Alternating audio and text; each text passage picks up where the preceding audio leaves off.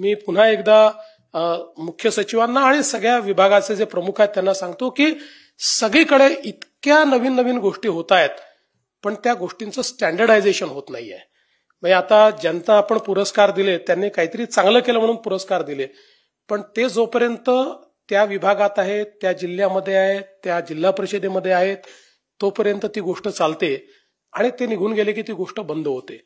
आणि त्यांनी एका जिल्ह्यात जे चांगलं केलेलं आहे ते दुसऱ्या जिल्ह्याला माहिती नसतं किंवा ते दुसऱ्या जिल्ह्यात होत नाही.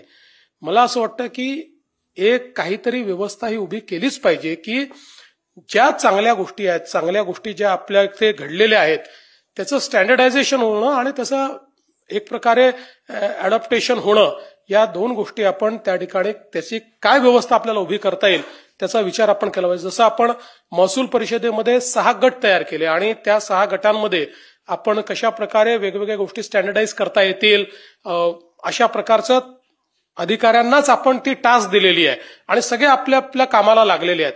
मला असं वाटतं की अशाच प्रकारचा एक टास्क फोर्स हा सगळ्या विभागांमध्ये तयार केला पाहिजे की ज्या नवीन गोष्टी होत आहेत या नवीन गोष्टीचं स्टँडर्डायझेशन करणं आणि त्या स्केलेबल करून त्या सगळीकडे सारख्या पद्धतीनं त्या वापरात येतील. म्हणजे मग एखाद्या अधिकाऱ्याचं इनोव्हेशन हे मला असं वाटतं की सगळ्या नागरिकांच्या कामी येईल अशा प्रकारचा विचार आपण सगळ्यांनी केला पाहिजे. मी खरं म्हणजे फार अधिक काळ बोलणार नाही, पण ज्या ज्या लोकांना पुरस्कार मिळालेला आहे त्या सगळ्यांचं अतिशय मनापासून मी अभिनंदन करतो.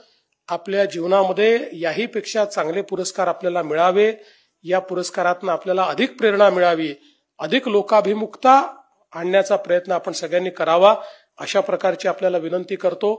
पुन्हा एकदा आजच्या या दिवसाच्या आपल्या सर्वांना शुभेच्छा देतो.